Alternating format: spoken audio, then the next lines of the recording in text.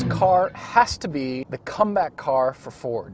I say that because the original Taurus kind of set a benchmark. When they were making 80 variations of this best-selling Taurus, they decided to make the Taurus SHO, or the Taurus SHO. This needs to one-up that car by a lot, and it's apparent that Ford has tried very hard to do all those things. All-wheel drive, 365 horsepower. Those are impressive numbers.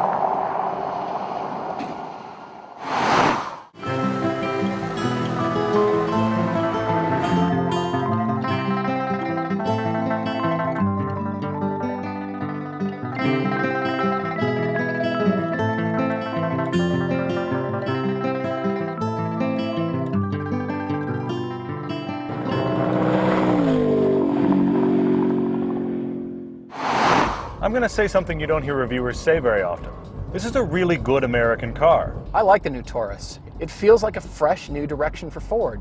Now Paul's going to tell you he thinks the styling looks perfect. As a matter of fact, I like it a lot. Why do I need doors that are this high? Why do I need windows that are this short? It looks like they designed an SUV and squashed it. I think Ford's going to sell a lot of these cars, especially the SHO.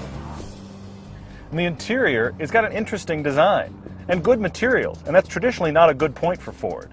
Even things like the door handles and some of the details are interesting to look at. I've got to say, I'm impressed with just the instrument panel alone. Eye-pleasing shapes everywhere that I look.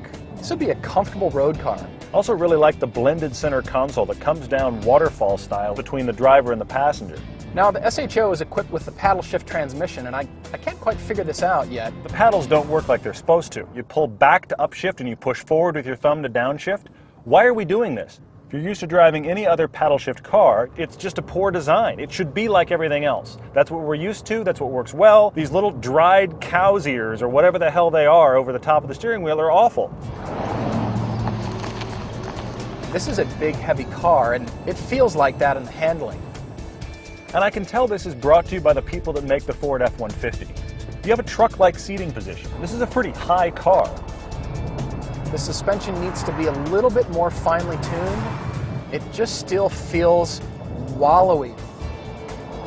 The one thing they didn't compromise on, though, was power. That was 100. I just couldn't help it. I just couldn't help it. I can imagine taking a very comfortable family road trip in this car and blowing by 18-wheelers on a whim.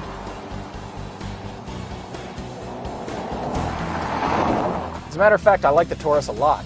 I like the styling, I like the interior, I like the instrument panel. There's all this power and all-wheel drive.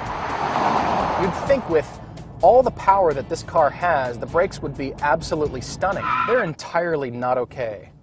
These brakes suck.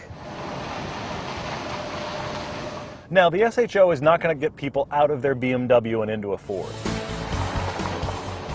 But if you're a person that's ever considered an American car, this is a great one. It's actually fun to drive. I like it a lot. It's a good car. I just wish Ford would pay a little more attention to those refinement details that really push it over the top. You know what this is? The Taurus SHO is Dad's car. He can have the family, and he can still go like stink when he wants to.